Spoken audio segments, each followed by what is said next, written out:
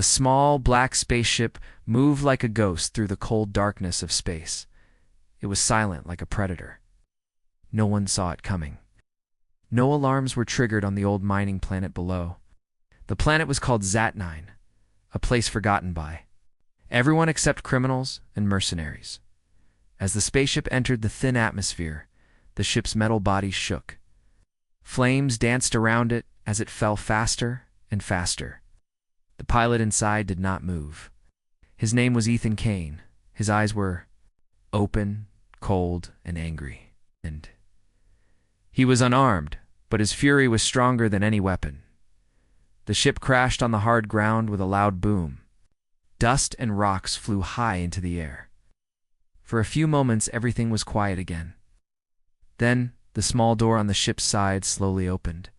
A man stepped out. He was tall, wearing a black flight suit. His face was covered in dirt and blood. From the crash, his eyes were full of rage. Ethan looked around. The planet was dead. Rusted machines stood like skeletons across the rocky fields. Dark clouds covered the sky. The air smelled like old oil and burnt metal. A cold wind blew dust around his boots. He knew someone was here, watching him. He could feel it. He started walking towards the remains of an old mining facility. Step echoed in the empty silence. His boots crunched on the gravel. Strange lights flickered on and off in the distance. He stopped, staring at them. Was it the wind making them move? Or something else? Ethan's communicator beeped. He picked it up quickly, his hands shaking. Static noise filled his ear. Then a voice whispered his name, Ethan. It was slow and cold. His eyes widened. How did they know he was here? He had told no one. He dropped to the ground, hiding behind an old mining cart. His heart was beating fast. He scanned the area, but he saw no one. He thought about how he ended up here. Just 2 days ago, he was with his team on a mission. They were supposed to collect rare minerals from an asteroid, but everything went wrong. The ship was attacked by people he trusted. His own team betrayed him. They left him to die in space, but he survived.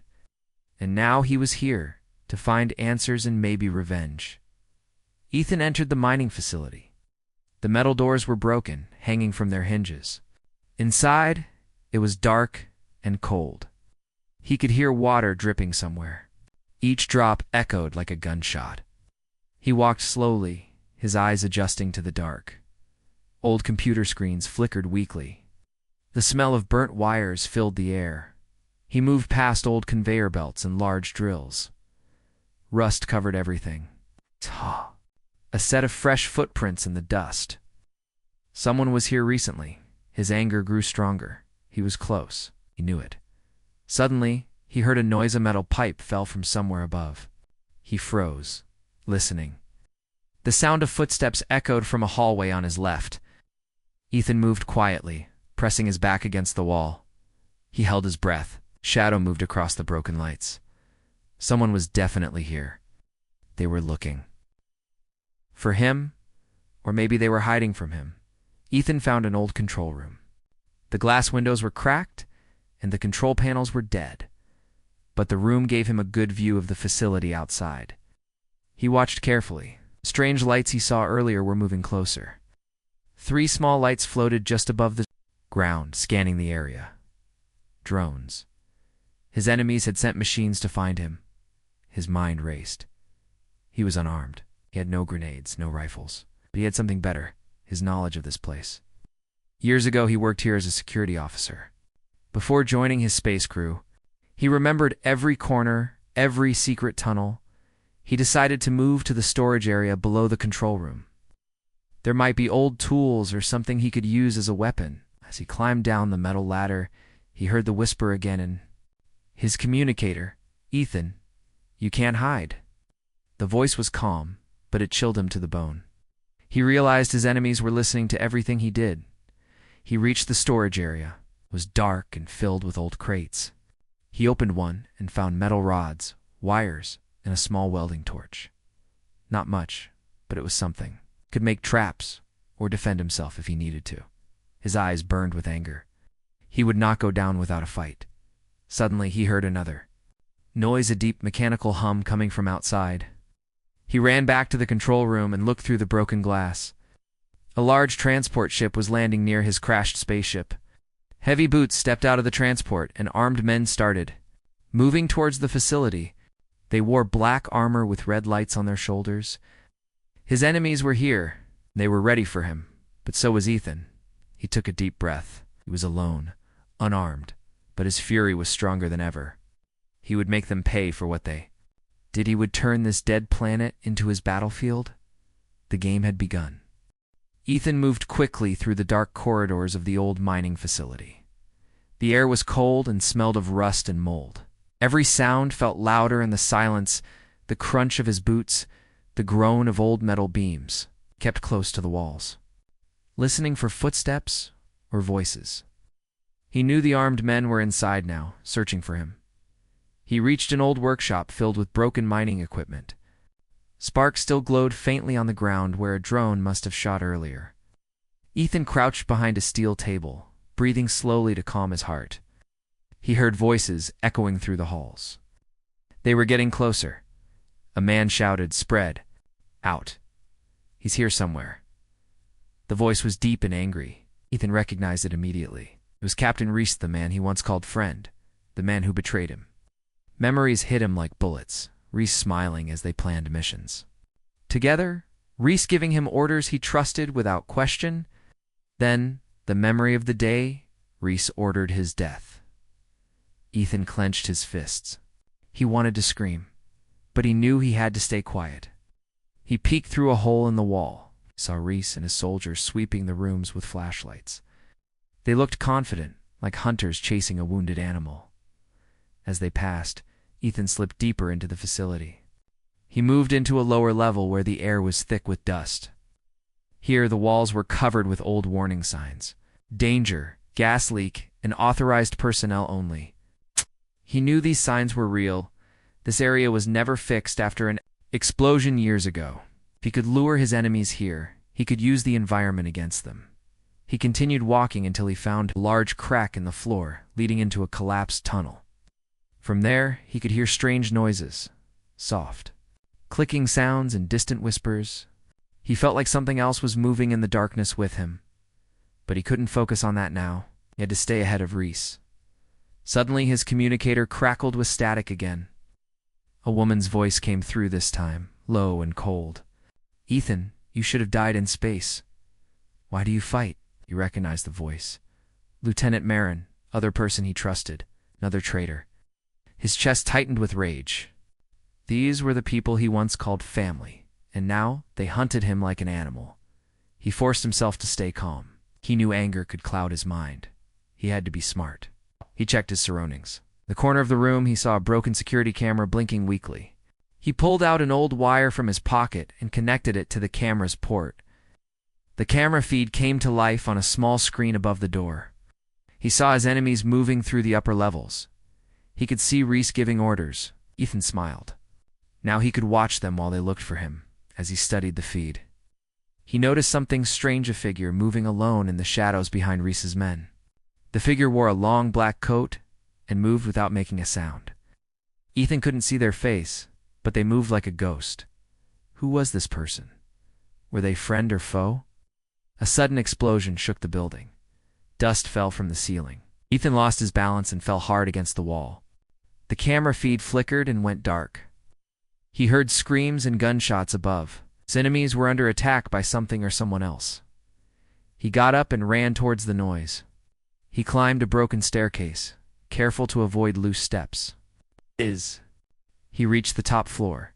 He saw chaos. 2 of Reese's soldiers lay dead, their bodies smoking from energy blasts. Sparks flew from the walls. Ethan stayed low and moved from cover to cover, watching as the black-coated figure moved through the room like a shadow. Striking with deadly speed, Ethan didn't know who this person was, but they were killing his enemies. That was good for now, but he couldn't trust anyone, not after what happened. He decided to keep moving towards the main control room of the facility. From there, he could access the old mining schematics. He needed an escape route, and maybe a way to trap Reese. As he moved through a narrow hallway, He stopped. Ground, he saw something that made his blood run cold. A small metal badge stained with fresh blood. He picked it up slowly. It was the insignia of his old unit, the same unit he and Reese commanded together, the same badge his team wore. The day they betrayed him. He turned it over and saw a name engraved on the back, Kane. His hand shook. His own badge. How did it get here? Who dropped it? His mind raced with possibilities. Was it a message? A warning? Or a threat? Footsteps echoed behind him. He turned quickly, pressing himself against the wall. Voices moved past, too close for comfort. He recognized Mara's voice. She said, "He can't escape. He has nowhere to run." Ethan's rage burned hotter than ever. They thought he was weak. They thought he was alone. But they were wrong. He waited until the voices faded. Then he moved silently towards the control room. He was determined. We would find answers. He would survive. He would make them pay. The shadows of betrayal were all around him, but Ethan's fury was his guide. And it was just the beginning. Ethan stepped into the dark tunnels below the control room. The air felt heavy and damp. Every breath tasted of old metal and dust. He held a metal rod he found earlier. It was his only weapon. His footsteps were silent as he moved deeper into the underground maze. He needed a way out, tore a place to fight back. Above him, muffled sounds of gunfire and shouting echoed through the ceiling. His enemies were fighting something. Maybe the mysterious figure he saw earlier was still attacking them. He hoped they would stay distracted long enough for him to find what he needed. The tunnels were narrow and full of broken pipes. Ow!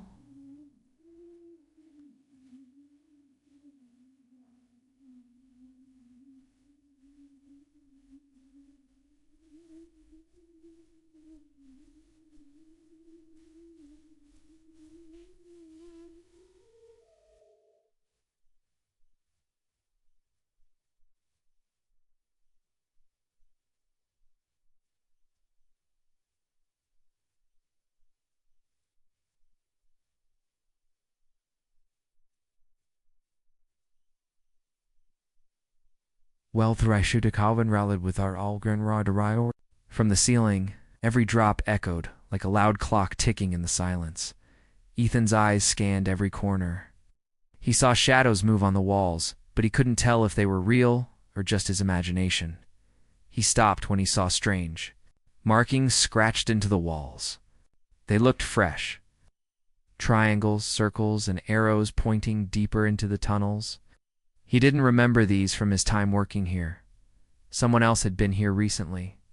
Maybe the same person who killed Reese's men. Suddenly a voice whispered. Through his communicator again, "Ethan, do you remember who you are?" The voice was soft, almost kind, but it sent chills down his spine. He yanked the earpiece out and threw it against the wall. He didn't need their mind games. He knew who he was, a survivor. A loud crash echoed through the tunnels. He ducked and listened. Heavy footsteps stomped above him. Ceiling. Then silence. He moved quickly, but carefully, feeling the walls to guide his way. He reached a large cavern deep below the mining facility. Old mining carts were scattered around. Some tipped over with rocks spilling out. Rusted rails crossed the floor. You could see old lights flickering weakly along the ceiling, casting long, shaky shadows. In the center of the cavern stood a large metal door. It was half open. Beyond it, darkness swallowed everything. Ethan stepped through the door. The darkness felt thicker here. Switched on a small flashlight he'd found in the storage room. Beam cut through the dark like a knife. He saw signs of a struggle, bloody footprints leading deeper inside. A handprint smeared across the wall. He moved slowly, his heart pounding. He reached a collapsed tunnel. Large rocks blocked the path, but he noticed a small hole he could crawl through. He hesitated, listening. A soft clicking sound came from the other side, like metal legs tapping. Stone, his grip tightened on his metal rod. Ethan crawled through the hole. The space was tight and cold. On the other side, he found himself in a round chamber. The walls were covered with wires and old mining tools. The air smelled sour. He heard the clicking sound again. Then he saw them, small drones with sharp legs, moving like spiders across the floor and walls. They scanned the room with red lights. If they saw him, they would attack. He moved slowly behind an old crate, trying not to make a sound. One drone stopped and turned its head-like body toward him. Its red light grew brighter. Ethan held his breath. The drone clicked twice, then moved on. He exhaled silently. He needed to disable these drones. He looked around for something useful. His flashlight beam landed on an old power box on the wall. He crawled to it, opened the panel, and pulled wires free. Sparks flew. The lights flickered. The drones jerked and froze in place, and they dropped to the ground, lifeless. Suddenly, a soft voice spoke behind him. "You're smarter than they said." Ethan spun around, raising his metal rod. The mysterious figure stood there, the one in the black coat. A mask covered their face. They didn't raise a weapon. They stood calmly, hands at their sides. "Who are you?" Ethan demanded. The figure tilted their head. "Someone who doesn't want you dead," they said softly. His voice was distorted. "Impossible to tell if it was a man or a woman. They will kill you if you stay here." Ethan didn't lower his rod. "Why are you helping me? They betrayed you." "They betrayed me too," the figure replied. "I have answers you want. But we don't have time." A loud metallic groan echoed through the tunnels. The floor shook. A massive explosion boomed in the distance, and hot air rushed through the tunnels like a storm. The lights died completely. Darkness swallowed them. "Follow me," the masked figure said, their voice calm, even as the ground shook. Ethan hesitated. Could he trust this person? He had no choice. He followed the figure through twisting tunnels. They moved quickly, knowing every turn and shortcut. As they ran, the figure spoke over the rumble of collapsing walls. "Your old commander, Reese. Wants the mining AI secret? He thinks it can control the orbital weapons left here from the war. He will destroy the planet if he doesn't get what he wants." Ethan's mind raced. The orbital weapons were powerful enough to wipe out cities from space. If Reese got control, he could kill millions. Couldn't let that happen. They reached a ladder leading up to an old ventilation shaft. The masked figure climbed first, then helped Ethan up. They emerged into a dark maintenance room. Above them, they could hear Reese's soldiers shouting orders and searching every corner. The masked figure handed Ethan a small device. "This will help you," they said. "Can shut down the drones for a few minutes, but use it wisely." Before Ethan could ask more, the figure slipped into the shadows and disappeared. Ethan looked at the device, then at the dark hallway. Ahead, he knew one thing. This was no longer just about revenge. It was about stopping Reese from destroying everything. He gripped the device tightly. He was ready.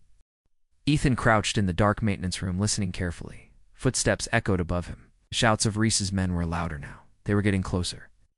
He held the small device the masked figure gave him. His hand trembled, but his eyes were full of fire. He was ready to fight back. He slipped into a narrow hallway, moving like a shadow.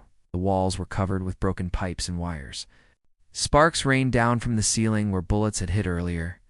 Ethan's boots made no sound on the metal floor. He had one goal in his mind. It's the central core of the mining facility. That was where the old AI systems were kept, and where Reese would go to steal control of the orbital weapons. He moved quickly but carefully, checking every corner. He found a staircase leading down. He took it, descending deeper into the heart of the facility. The air grew colder, thicker. Strange noises echoed from the walls, metal creaks, distant bangs, and low rumbles. It felt like the entire building was alive, groaning in pain. Ethan reached the lower level. The doors to the central core were tall and rusted, with faded letters reading Main AI Control. He knew this place well. He worked here for years before joining Reese's crew. Memories of happier days flashed in his mind, laughing with his team, feeling proud of his work. But those memories were dead now, like everything else in this place. Suddenly, he heard boots running behind him. He ducked into an old control station, hiding behind a bank of computers. 3 soldiers appeared, sweeping the hallway with bright flashlights. Their armor was black with glowing red stripes. Ethan's heart beat fast. He needed a distraction. He looked around and saw a loose pipe on the floor. He picked it up and threw it down the opposite hallway. The pipe clanged loudly. The soldiers turned and ran towards the noise, shouting. Ethan used the chance to slip out of hiding and move closer to the core doors. He reached the doors and pulled. The old lever, the loud screech, the doors opened just enough for him to slip through. Inside, the core room was massive. Dozens of servers lined the walls, blinking with dying lights. In the center stood a large cylinder filled with glowing, blue liquid, the AI core. A voice echoed in the room, deep and cold. "Welcome back, Ethan Kane." The AI had recognized him. His voice sounded like 100 people speaking at once. It made his skin crawl. Ethan stepped forward. "AI, lock down this room," he ordered. The lights flickered, then the doors behind him slammed shut. Metal bars dropped into place, sealing the room. He heard fists pounding on the doors outside. Reese's men were trapped out there for now. "AI, show me where Reese is," Ethan commanded. A hologram appeared in the air. It showed Reese moving through the upper tunnels with more soldiers. They were getting closer. He only had minutes. Ethan moved to the AI console and typed quickly. He searched the files for information about the orbital weapons. He found a control code, something Reese would kill for. Suddenly, his communicator buzzed. He picked it up slowly. Reese's voice came through, cold and angry. "Ethan, you can't hide forever. Give me the control code and I'll make your death quick." Ethan gritted his teeth. "You betrayed me, Reese. You killed our friends." "Why?" Reese laughed. "Because power is everything, Ethan, and you were too weak to take it. But you can still do one good thing. Give me the code." Ethan ended the call. His rage burned brighter than ever. He knew he had to destroy the control code so Reese could never get it. But he also needed a way out. He looked around the core. Ruman remembered the emergency escape tunnel hidden behind the AI cylinder. He ran to it, pulled the metal grate aside, and crawled into the narrow shaft. It was dark and smelled of oil, but it was his only chance. He crawled quickly, hearing explosions and gunfire behind him. The facility was falling apart. Reese was. Desperate, Ethan reached a vertical shaft with a ladder leading up. He climbed, ignoring the pain in his arms. Above him, the sounds of battle grew louder. He emerged into an old hangar bay. The hangar was a huge open space, filled with broken ships and cargo crates. Fires burned in several places. Reese's men were fighting someone, probably the masked figure Ethan saw earlier. Laser bolts flew through the air. Screams echoed. The chaos was complete. Ethan slipped behind crates, moving carefully. He saw Reese standing in the middle of the hangar, shouting orders. His black armor was shiny and clean, unlike the chaos around him. Ethan's rage exploded. This was the man who betrayed him, who killed his team, who wanted to destroy everything for power. He raised the small device the masked figure gave him. He pressed the button. A loud pulse burst through the hangar. The drones and enemy electronics sparked and died. Soldiers' helmets flickered and went dark. Chaos turned to confusion. Ethan stood up, his eyes locked on Reese. "It ends now," he shouted. His voice echoed through the burning hangar. Reese turned slowly, his eyes wide with surprise and anger. The two men stared at each other across the battlefield, the fire reflected in their eyes. Ethan was unarmed, but his fury was stronger than any gun. The final fight had begun. Smoke curled through the burning hangar as Ethan stepped into the open. Flames lit his path, casting long shadows across the floor. Sparks fell from the ceiling like deadly rain. Reese stood at the far end, face twisted with rage, eyes locked. On Ethan, around them. Reese's soldiers stumbled in confusion, their gear disabled by Ethan's device. "You should have stayed dead, Ethan," Reese shouted, his voice echoing over the crackle of fire. He raised his blaster, aiming it straight at Ethan's chest. Ethan dove behind a metal crate just as a bright energy bolt slammed into it. Blowing a hole through the steel, he rolled, grabbed a fallen soldier's weapon, and fired back. The shot hit the ground near Reese's feet, sending sparks flying. Reese cursed and ducked behind a broken cargo loader. Bullets and laser bolts lit the dark hangar. Ethan moved fast, weaving between crates and wrecked ships. He knew he couldn't beat Reese in a straight fight. He needed to outsmart him. His eyes darted around, searching for anything that could turn the tide.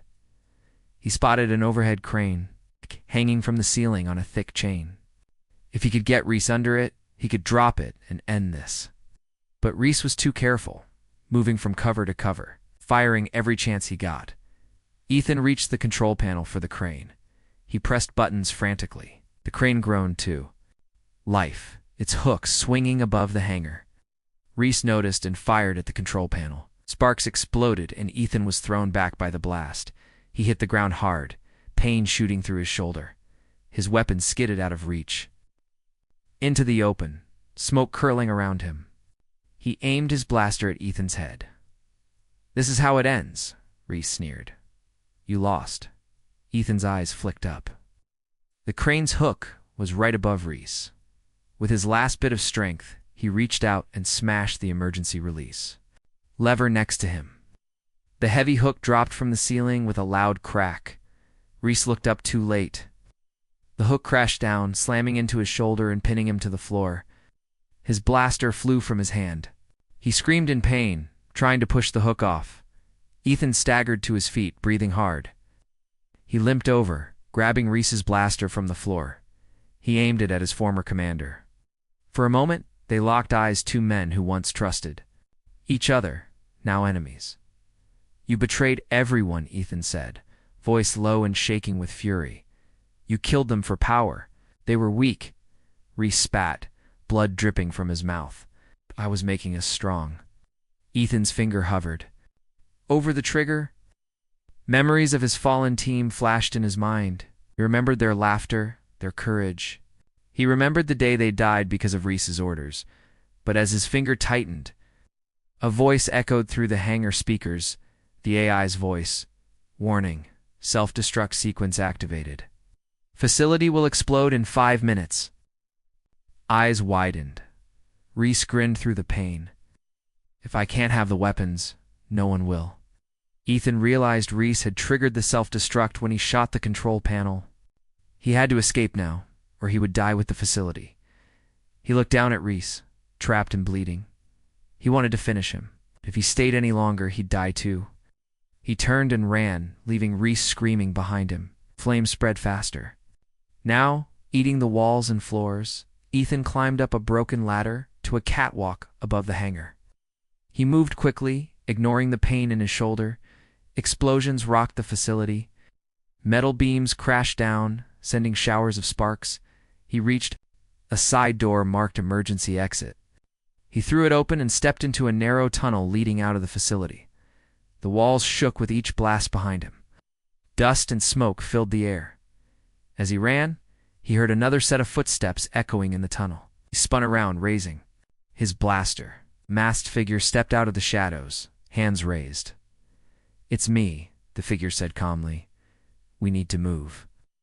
Now, together they ran through the twisting tunnels. The ceiling cracked and fire licked at their heels. They burst out of the mining facility into the cold night air. Behind them, the entire building exploded in a massive fireball. The shockwave knocked them off their feet. Rocks and debris rained down around them. Ethan looked up, breathing hard. The sky was full of black smoke and falling embers. The mining facility, Reese's last hope for power, was gone. And Reese himself was buried under tons of burning rubble. The masked figure helped Ethan to his feet. "It's over," they said softly. Ethan shook his head. "No," he replied. He wanted control of the orbital weapons. "Others will come. For them, we have to stop them." The figure pulled off their mask, revealing a woman with sharp eyes and a scar across her cheek. "Then we do it together," she said. Ethan nodded. His fury wasn't gonna, but now it burned for something more than revenge. It burned for justice. The night was cold and silent after the massive explosion. The ground still shook with small aftershocks as Ethan and the woman stood outside the ruins of the mining facility. Flames reached into the sky like angry fingers. Ash fell like black snow, covering their faces and clothes. But they were alive. Ethan looked at the woman. Her eyes were sharp and full of fire. She wiped blood from a cut on her cheek. I'm Sierra, she said. Sierra Voss. I used to work for Reese, but I realized what he truly wanted. Ethan nodded slowly. He trusted her more than anyone now. They had both been betrayed. They had. Both survived. Sierra pulled out a small data chip from her pocket. I stole this from Reese's files before you destroyed the facility, she said. It has everything: maps of hidden bases, lists of his contacts, and most important, the last. Location of the orbital control station. Ethan took the chip and held it tight. This is our chance, he said. We can end his plan for good, but we can't do it alone. Sierra nodded. There are others like us. People who want to stop men like Reese. We just have to find them. Moved through the dark hills surrounding the destroyed facility. Every step was painful, but they didn't stop. They reached a small cave hidden in the rocks. Inside, Sierra opened a metal box and pulled out a small radio. She turned the dial and spoke into it. Code 927 Shadow, requesting extraction. Ethan listened carefully. Oh, a crackling voice answered. Confirmed. Shadow team inbound. Hold position. Minutes later, a small ship appeared in the sky, its lights sweeping the ground. It landed near the cave with a quiet hum. The ramp dropped, and 3 figures in dark clothes stepped out. They wore light armor and carried silenced weapons. Faces were covered with masks. The leader stepped forward and removed his mask. He was an older man with gray hair and a kind face, but his eyes were sharp and alert. You must be Ethan Kane, he said. I'm Commander Hale. Welcome to the Shadows. Ethan shook his hand. We need help. Reese is dead, but others will come. They'll want the orbital weapons. Commander Hale nodded grimly. That's why we exist. To stop people like Reese before they destroy everything. They boarded the ship. Inside, the cabin was small, but filled with screens, showing maps and data feeds. Hale showed Ethan a hologram of the planet's orbit. A large, broken space station floated above them. Its shape was twisted and old, but some parts still glowed with power. This is the orbital control station, Hale said. Reese wanted it to fire on cities that resisted him. If someone else gets there first, they could hold the entire planet hostage. Ethan clenched his fists. Then we have to get there first. The ship lifted off quietly, flying low over the mountains. The stars above were bright and cold. Ethan watched them, feeling a strange peace, even as his mind burned with purpose. He thought about his lost team, about Reese, about the lies that led to so much death. Sierra sat beside him, cleaning. A cut on his arm. You fought well today, she said softly. You did too, he replied. He looked into her eyes. For the first time in a long time, he felt he wasn't alone. Commander Hale returned to them. We have a plan, he said. Be easy. The station is guarded by old defense drones, still active from the last war. We'll have to disable them before we can reach the control center. Ethan nodded. I'll do whatever it takes. As the ship flew closer to their hidden base, alarms suddenly blared through the cabin. A screen flashed red. Incoming fighters. One of Hale's men shouted. Bright lights appeared in the night sky behind them. Small enemy ships, fast and deadly, fired missiles that streaked through the darkness. Hold on, the pilot shouted. The ship twisted sharply. Explosions lit the sky as missiles hit the mountain peaks around them. The ship shook violently. Ethan and Sierra grabbed onto straps, bracing themselves. Commander Hale shouted orders. Return fire. Keep them off us. Shadow's ship fired back with bright blue lasers. One enemy fighter exploded in a ball of flame, but 2 more closed in fast. The ship dove into a narrow canyon, dodging blasts. Rocks shattered around them, falling like rain shields at 20%, the pilot yelled. Sparks flew from the control panels. Another missile hit near the engine, sending the ship spinning. Alarms screamed. Ethan looked out the window and saw the ground rushing up to meet them. Brace for impact. Hail roared. The ship slammed into the rocky ground, skidding through. The dirt metal screeched as it tore across the canyon floor. Finally, it stopped, smoke and fire rising from its sides. Ethan coughed, pulling himself from his seat. Sierra was already up, helping another crew member. Hale stood too, blood dripping from a cut on his forehead. "Is everyone alive?" Hale asked. "We're here," Ethan said, panting. Looked around. Enemy ships circled overhead like hungry wolves. Their mission had just become even harder. But Ethan's eyes burned with determination.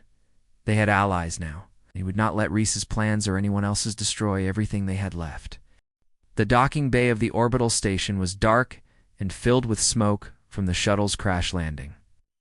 Red emergency lights flashed across the walls. Sirens blared, echoing through the empty metal halls. Ethan, Sierra, Commander Hale, and the Shadows stepped off the shuttle with weapons ready. The air smelled of burning wires and oil. Ethan looked around. The station felt like a ghost ship. Broken cables hung from the ceiling like vines. Sparks fell from flickering lights. Inside, the main reactor still hummed with power. If someone activated the control systems, the station's giant orbital weapons could destroy entire cities below. "We have to reach the control room," Hale said, his voice steady but urgent. "If they get there first, it's over." They moved quickly through the halls, their boots clanging on metal floors. Shadows danced on the walls with every flicker of the failing lights. Distant thuds echoed from deeper inside. The enemy was already here. As they turned a corner, gunfire erupted.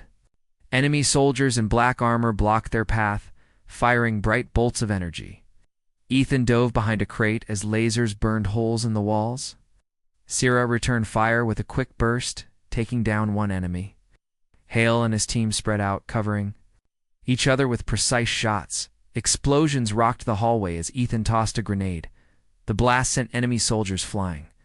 Smoke filled the corridor, giving Ethan and his team the chance to push forward. They climbed over debris, moving closer to the heart of the station. A heavy metal door loomed ahead, marked Control Core. As they reached it, a figure stepped out of the shadows. It was a new enemy leader in dark armor, with glowing red eyes. His voice was cold and metallic through his helmet. "You are too late," he hissed. "The station will fire, and your cities will burn." Ethan felt his rage rise. He charged, slamming into the armored figure. They crashed to the floor, rolling and fighting. Sparks flew as the enemy's knife clashed with Ethan's blaster.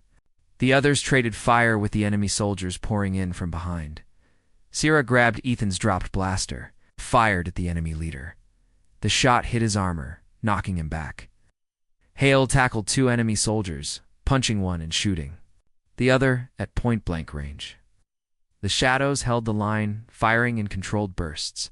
The battle raged through the Control Core entrance. Finally, Ethan found an opening. He smashed the enemy leader's helmet with the butt of his blaster. The red eyes flickered out, and the armored figure fell lifeless. Breathing hard, Ethan looked up. The control room door was open. Inside, massive screens showed targeting maps of cities on the planet below. The reactor glowed with deadly power. A countdown timer flashed, 2 minutes to firing. Sierra sprinted to the main console. Her fingers flew across the keys, trying to cancel the attack. "It's locked," she shouted. "I can't stop it from here." Hole pointed to the reactor core, a large cylinder of pulsing blue light behind thick glass. "We have to shut it down manually," he said. "But it'll be dangerous." Ethan nodded. He ran to the reactor access panel, pulling it open. He blasted out, making sweat pour down his face. Steam hissed as he climbed inside the reactor chamber. Sparks danced. Around him, as energy arced across the coils, he reached the core's power conduits. The timer above him read 60 seconds. Kay grabbed the first conduit and ripped it free. Electricity jolted him, throwing him back, but he forced himself up. He pulled the second conduit with a roar, sparks exploding around him. The countdown dropped. 30 seconds. Ethan staggered, breathing hard. He reached for the last conduit, but his hand slipped on the hot metal. Sierra appeared at the chamber door. "You can do it," she shouted. He clenched his teeth and grabbed the conduit again. He pulled with all his strength. The core's light flickered, then dimmed. The countdown froze at 10 seconds, and the screens turned black. The station fell silent. The weapons were offline. Cheers echoed through the control room. Hale and the shadows embraced each other. Sierra helped Ethan out of the reactor chamber. His hands were burned, his face covered in sweat and soot. But he was alive. You did it, Sierra whispered, her eyes shining with relief. Ethan looked at the blank screens, then at Sierra. No, he said softly. We did it. Commander Hale stepped forward. The station is secure. We'll make sure it can never be used as a weapon again. Ethan looked out the window. The stars stretched endlessly around them. Below, the planet looked peaceful. Cities safe for now, he thought. Of his fallen team, of everyone who had fought and died. He knew their sacrifice had not been in vain. Sierra took his hand. Together, they walked through the quiet halls of the station. There was still much work to do. But for the first time in a long time, Ethan felt hope. His fury had saved worlds. But now, he would fight not for revenge, but to protect those who couldn't protect themselves. The docking bay of the orbital station was dark and filled with smoke from the shuttle's crash landing. Red emergency lights flashed across the walls. Sirens blared, echoing through the empty metal halls. Ethan, Sierra, Commander Hale, and the shadows stepped off the shuttle with weapons ready. The air smelled of burning wires and oil. Ethan looked around. The station felt like a ghost ship. Broken cables hung from the ceiling like vines. Sparks fell from flickering lights. But deep inside, the main reactor still hummed with power. If someone activated the control systems, the station's giant orbital weapons could destroy entire cities below. We have to reach the control room, Hale said, his voice steady but urgent. If they get there first, it's over. Move quickly through the halls, their boots clanging on metal floors. Shadows danced on the walls with every flicker of the failing lights. Distant thuds echoed from deeper inside. The enemy was already here. As they turned a corner, gunfire erupted. Enemy soldiers in black armor blocked their path, firing bright bolts of energy. Ethan dove behind a crate as lasers burned holes in the walls. Sierra returned fire with a quick burst, taking down one enemy. Hale and his team spread out, covering each other with precise shots. Explosions rocked the hallway as Ethan tossed a grenade. The blast sent enemy soldiers flying. Smoke filled the corridor, giving Ethan and his team the chance to push forward. They climbed over debris, moving closer to the heart of the station. A heavy metal door loomed ahead, marked Control Core. As they reached it, a figure stepped out of the shadows. It was a new enemy leader in dark armor, with glowing red eyes. His voice was cold and metallic through his helmet. "You are too late," he hissed. "The station will fire, and your cities will burn." Ethan felt his rage rise. He charged, slamming into the armored figure. They crashed to the floor, rolling and fighting. Sparks flew as the enemy's knife clashed with Ethan's blaster. The others traded fire with the enemy soldiers pouring in from behind. Sarah grabbed Ethan's dropped blaster and fired at the enemy leader. The shot hit his armor, knocking him back. Hale tackled two enemy soldiers, punching one and shooting the other at point-blank range. The shadows held the line, firing in controlled bursts. The battle raged through the control core entrance. Finally, Ethan found an opening. He smashed the enemy leader's helmet with the butt of his blaster. The red eyes flickered out, and the armored figure fell lifeless. Breathing hard, Ethan looked up. The control room door was open. Inside, massive. Screens showed targeting maps of cities on the planet below. The reactor glowed with deadly power. Countdown timer flashed, 2 minutes to firing. Sierra sprinted to the main console. Her fingers flew across the keys, trying to cancel the attack. "It's locked," she shouted. "I can't stop it from here." Lay pointed to the reactor core, a large cylinder of pulsing blue light behind thick glass. "We have to shut it down manually," he said, "but it'll be dangerous." Ethan nodded. He ran to the reactor access panel, pulling it open. Heat blasted out, making sweat pour down his face. Steam hissed as he climbed inside the reactor chamber. Sparks danced around him as energy arced across the coils. He reached the core's power conduits. The timer above him read 60 seconds. He grabbed the first conduit and ripped it free. Electricity jolted him, throwing him back, but he forced himself up. He pulled the second conduit with a roar, sparks exploding around him. The countdown dropped. 30 seconds. Ethan staggered, breathing hard. He reached for the last conduit, but his hand slipped on the hot metal. Sierra appeared at the chamber door. "You can do it," she shouted. He clenched his teeth and grabbed the conduit again. He pulled with all his strength. The core's light flickered, then dimmed. The countdown froze at 10 seconds, and the screens turned black. The station fell silent. Allied, the weapons were offline. Cheers echoed through the control room. Hale and the shadows embraced each other. Sierra helped Ethan out of the reactor chamber. His hands were burned, his face covered in sweat and soot, but he was alive. "You did it," Sierra whispered, her eyes shining with relief. Ethan looked at the blank screens, then at Sierra. "No," he said softly. "We did it." Commander Hale stepped forward. "The station is secure. We'll make sure it can never be used as a weapon again."